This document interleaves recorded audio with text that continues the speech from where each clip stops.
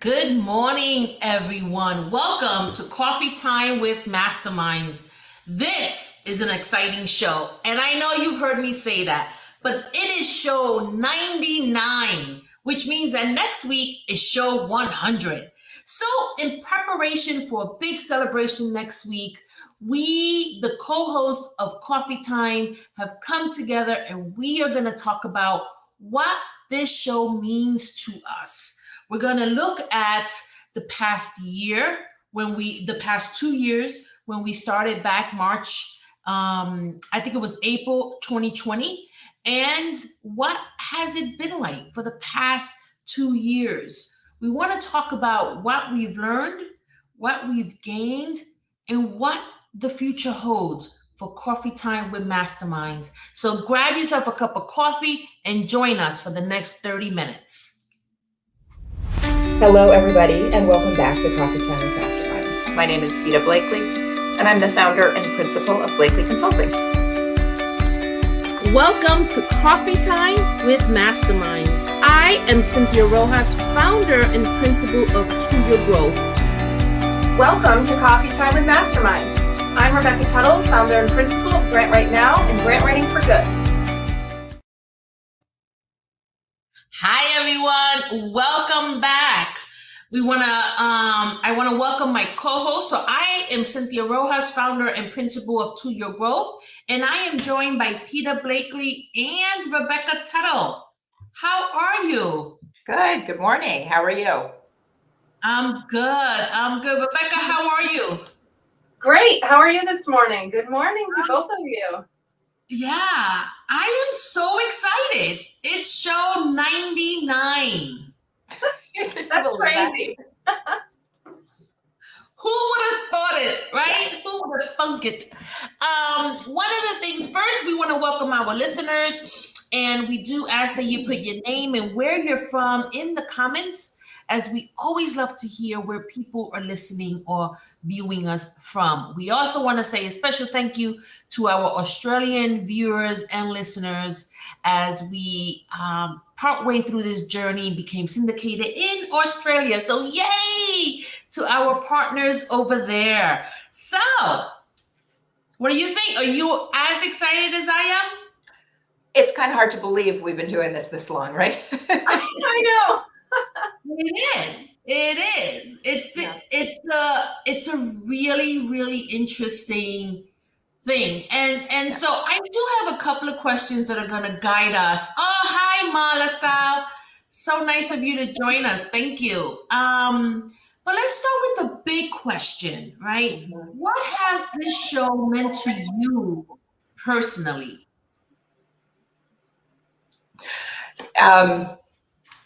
Well, it's been a great connection with you guys, right? So this has been, I think, one of the most, this is a great friendship and the most productive professional collaboration of my career. It has also meant, at the beginning of the pandemic, we all went in our houses and there was a perception that everything was going to be smaller for a while, right? We weren't going to conferences, we weren't networking. And instead, we've created this amazing professional development program where we talk to people in our field every single week for the last 2 years. So it has dramatically broadened, my professional life. Yeah. Rebecca, what has this show meant to you personally? I mean, I echo everything Peta just said. It's pretty amazing that we were able to do this with such restrictions in every other aspect of our world, really.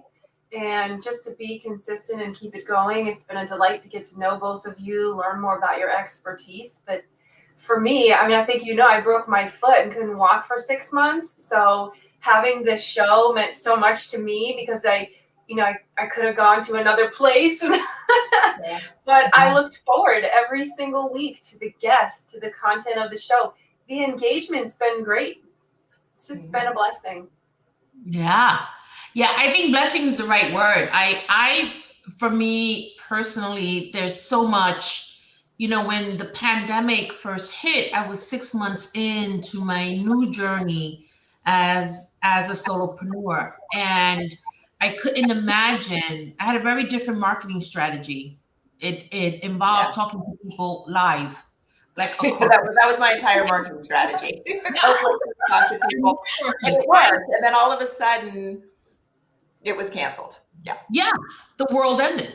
Mm-hmm. And so I was probably averaging 4 network meetings a week. And I did it with different friends. And so I was rekindling relationships after being in an office for 15 years, 10 hours a day. And then the pandemic hit. And I remember reaching out to the two of you and, just like, what are we going to do? And to me, the world ended and it felt that way, but also what would happen to my business? Another way that it's helped me is that I was a really, really strong introvert, and, public speaking or doing anything where people are watching me was just something I want to do. And then before this, I became a storyteller, and I got used to being on stage. But this has helped me in my work because now I'm even less afraid, and we know public speaking is the number one fear. So as an introvert, to have this camera and know that people are watching us can be scary, but it's made such a big difference in my life personally. Yeah. Yeah, remember how tense we used to be when we first started this show? I remember we would get off air and I'd have to go lie down. That was it. That was all of my energy for the day, right? Yeah. And it took up so much energy. Yeah, it's a lot of energy, and we've gotten a lot better at it. I think and that has helped me feel like just more comfortable and more competent with a lot of different processes that I have to pull together. Yeah. Remember we had some tech issues and I had gone on and done that second video. Just sorry for the tech issues. Oh yeah. Yes. Looking back, that's all part of the process and the learning experience. And that was, that was a commitment we made early on, was like, you can't get good at something without being pretty bad at it first. So we just have to start.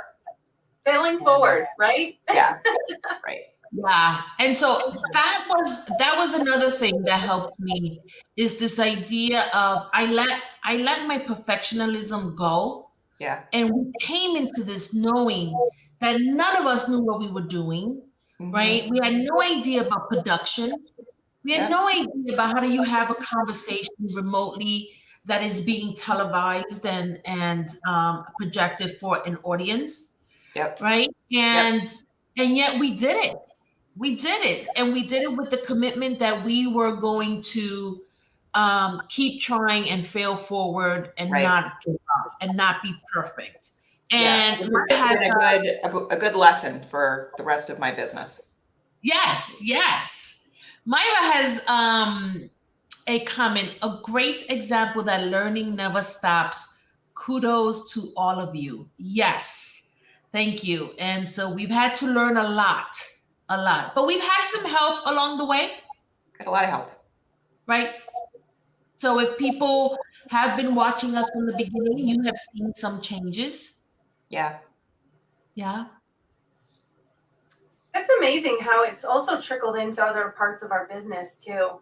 That I would just say, if anyone is interested in producing a live show, please just get started. There's so much content you can provide your expertise.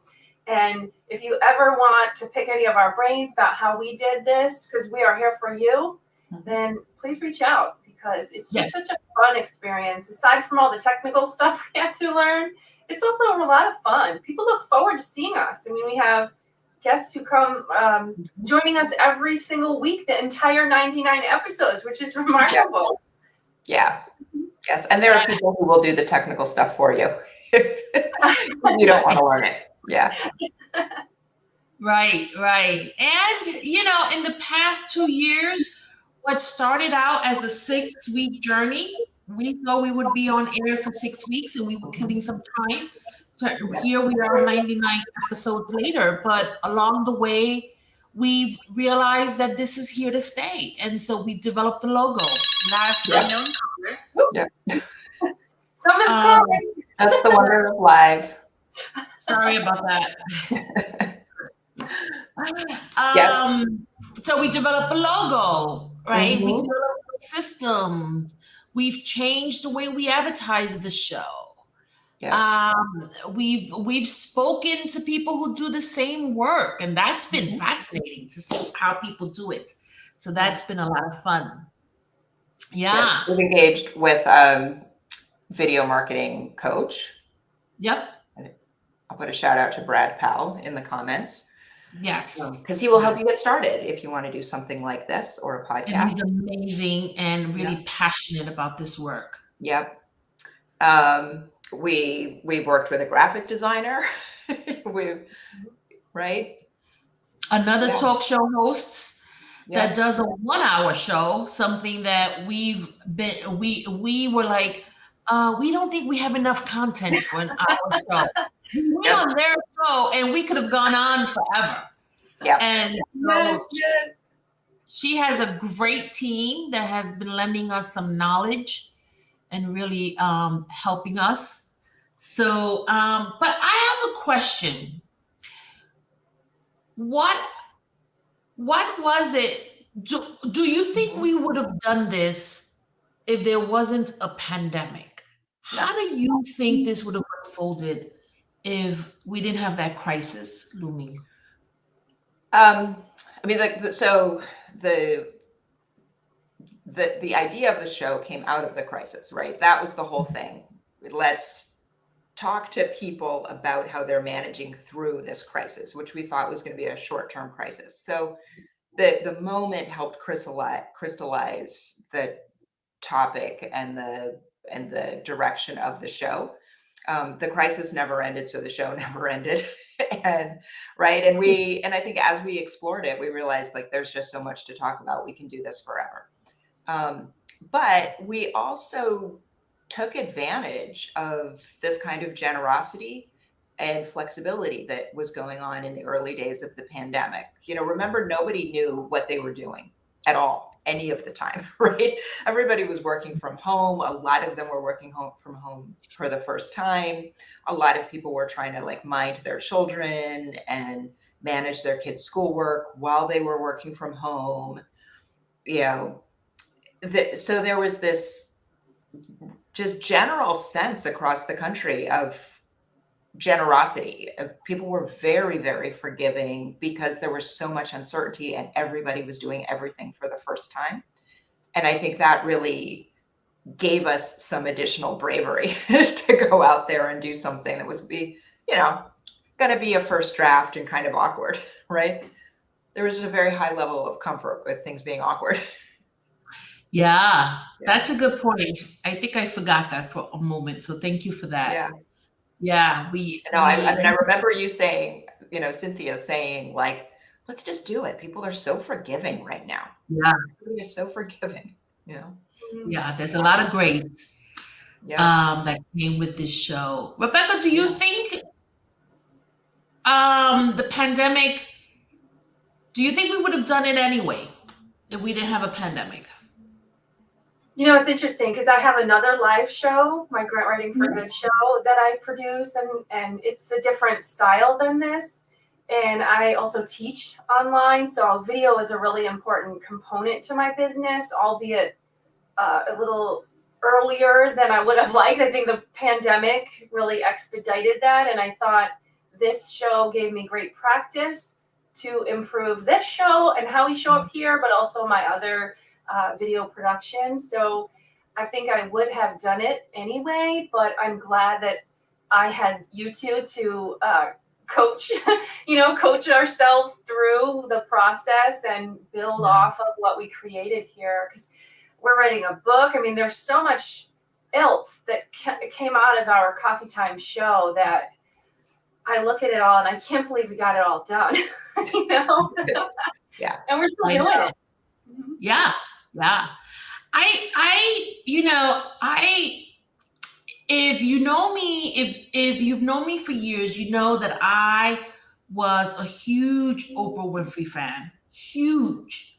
And of course, always imagined what it would be like to be a TV talk show host, right? And to be like Oprah, meaning, one thing that there are many things that are unique about her, but her compassion, right? Her curiosity are things that we think about when we think of her. And so I don't know. I do think maybe I would have done something. I think it would have taken of much longer. I wouldn't have, and my perfectionism would have gotten the best of me. Yeah. So it would have been years. I think having two other people do it with you with a whole lot of grace. So we all committed to grace. We were going to fail forward.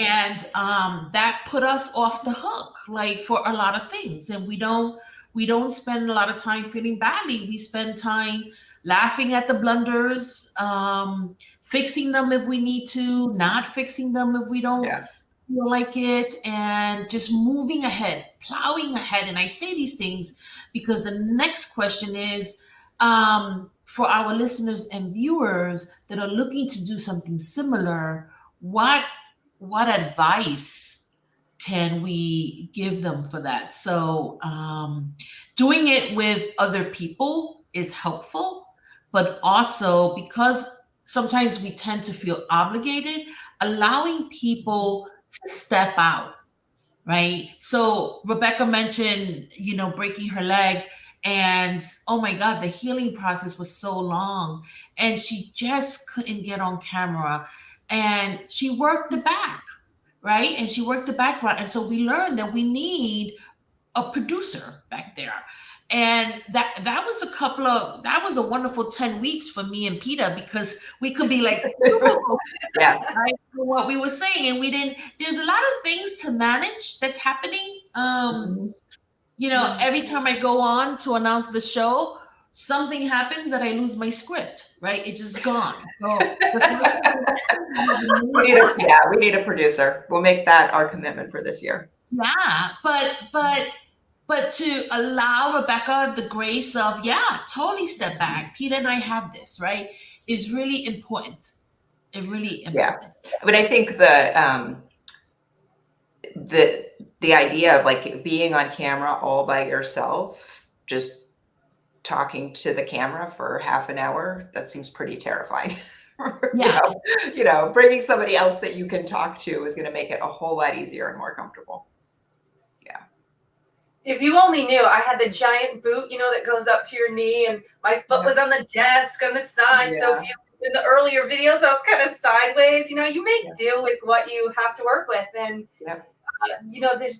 there is a lot that goes behind the scenes. Switching the camera angles, doing the comments. But it's all doable, and I don't know. I just really enjoyed it. I find that every time we close the show, we stick around for a while in the green room. That was a great show. This is what I want to pull from that, and that really uplifts and motivates my weekend. And jumps off the next week. And, I'm dancing to our new jingle. We have a jingle and everything behind the scenes. It's so much fun. It really is. Yeah. I think another way that the pandemic helped this happen when it happened was people were available to talk to us, right? So, having an entire relationship, right? Like working relationship with somebody that you never see in the real world would have been a little bit odd pre-pandemic, right? But also people had more time because they weren't going to any meetings. And I think that there were people that pre-pandemic would not have been able to make the time to come on this show that were available. Because we can manage the whole thing online, because they were jumping Zoom to Zoom anyway. So, fitting in this half-hour meeting seemed feasible. So I think there was kind of a moment in that. I also think like there was still a little bit of the population that didn't like video meetings, right? I mean, I remember like 10, 15 years ago trying to get everybody onto Skype. And being like, can we just talk on the phone? You know, right? And now like the last of that is over, right? It's just everybody's done it, right? Everybody's got the equipment, they're used to it, they know how to do it. And I think that has helped us too. Well, the- you know, we also gave a lot of helpful advice, right? That's what our show is about, is gaining expertise from our guests, but also Mhm. providing that. And so there was so much adaptation. We use that word all the time. We're creating a glossary in our book because there's so many definitions for how to do this work in a pandemic, but also forward with whatever comes of the pandemic, these new rules. And I think that was very comforting for a lot of our guests and a lot of our viewers. And it also helped establish some new practices in the office or outside of the office for a lot of nonprofits who I don't think, well, I know because some of our viewers have told me that they couldn't have done this or gotten to this point without the advice or the things that they caught on our show, even if it was a glimpse. That's so meaningful to me, and I'm sure it is to you. But just knowing that we're able to help people, I am the most appreciative of that, of our show. I mean, everybody was in it and trying to manage through it. And sometimes when you're inside of a situation, it's really, really hard to get a big picture view. And that was some of what we offered, was just to let people know, like, your organization is not the only organization dealing with this, right? Other leaders and organizations are dealing with these topics. And sometimes we could really help, like, put things into context and, you know, put some useful language around it. And that was very helpful. It was helpful for me too. Yeah, and making sure that leaders didn't feel completely alone. Yeah. That there were others who were going through the same thing. Yeah. We also, we took last summer off. Yes. And I want to talk about that because we also talk a lot about the other side of work, and that is making sure that there is a balance between work and life. And I want to talk about, why did we feel that we needed the time off, or why did we want the time off, and what did it do for us? Yeah. Well, I mean, a big part of it was that we all moved, which was very COVID, right? Yep. And so there was, so that was a big part of the disruption. Was, you know, there was a period in June where I was essentially homeless because we sold one house and moved into the new house, and I was in a different, like, Airbnb or apartment, you know, or hotel every week. And so I remember that. Yeah, that was a lot. Background. Yeah. And I think that's kind of the COVID reality is, you know, when we first started and we thought this was a 6-week shock, we didn't think it was going to upend how everybody thinks about their work and their lives the way it did. But it did. It made, you know, it made people realize that for a lot of us who are, you know, thought workers, where we geographically are is irrelevant, right? And a lot of us got back to basics in terms of what was really important in our life. And there was the, you know, with all of the busyness gone, that we weren't, you know, rushing around to activities and appointments, people really reflected on, like, well, if I can only do one thing in a day, what is it going to be, right? And people realized that they liked to spend time with their families, and they liked to exercise, and they liked to be out of doors, and they started rearranging their lives to center those things, right? So people moved to places with, like, better weather, better hiking and camping, right? Closer to family, or, you know, whatever their priority was, which is fantastic. I think, like, this reevaluation of work and how work is going to be is exciting. So that was a big part of it, that we were all kind of rearranging our lives for this new, like, oh, this is permanent, right? Yeah. Yep. Yes. So And that's we why learned I about also- structural care. So And it was nice to be able to rely on this as a consistent. yeah. Yeah. Yeah, Yeah. it's a good benchmark, right? Week after week. But I think also the summer, I think, also represented the commitment that we have, recognizing we needed to rejuvenate, we needed to reset, Yeah. and then we needed to come back. And that we did come back, that we Yeah. had those 2 months off, and then we came back. And we, at that time we had a new logo and a jingle and all that fun stuff. Mhm. And that you could, again, this is with the grace, like you could give yourself grace. You could slow down or stop something and then come back to it.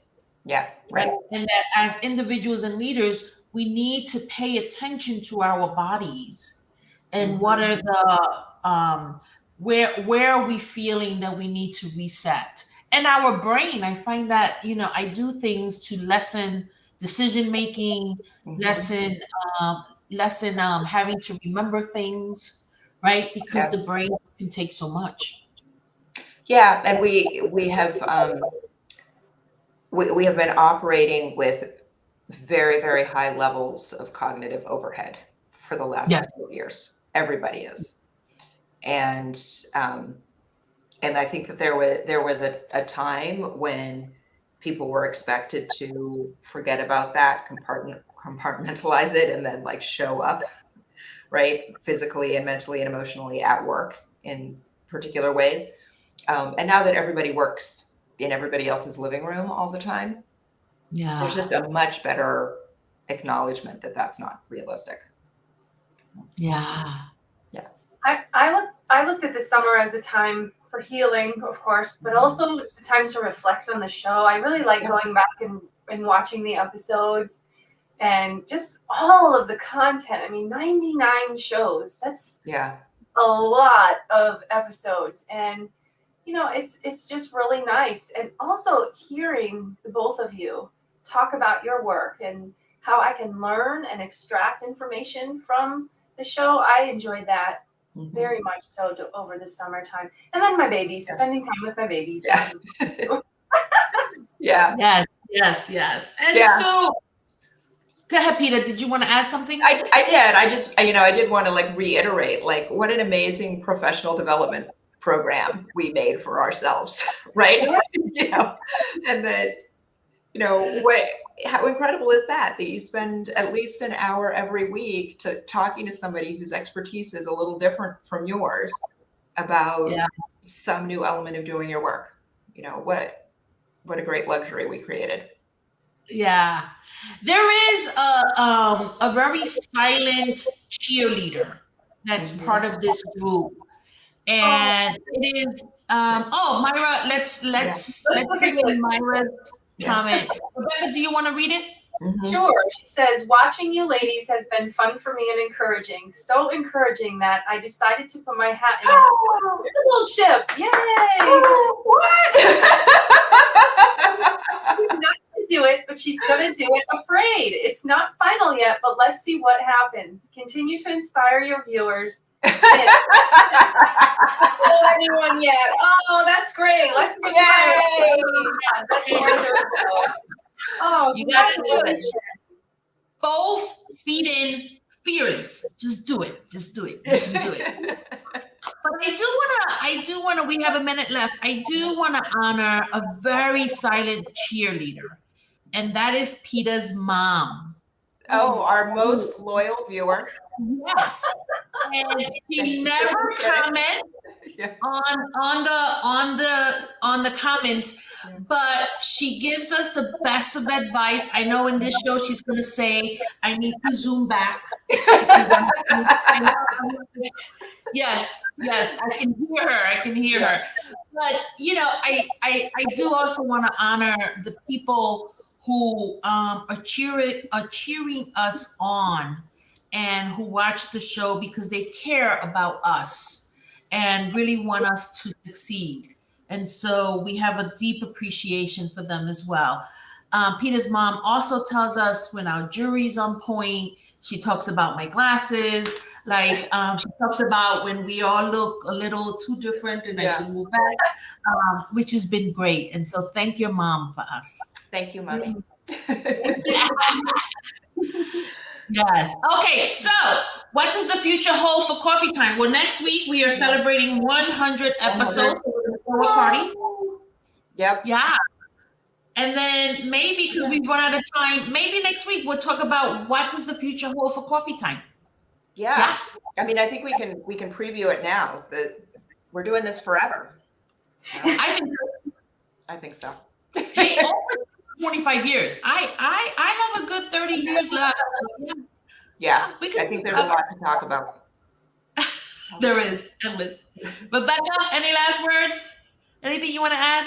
No, this is so much fun as always. If you want to be a guest on our show, please reach out to us. We say that very sincerely. And thank you for supporting us. 99 episodes. Amazing. I'm so excited.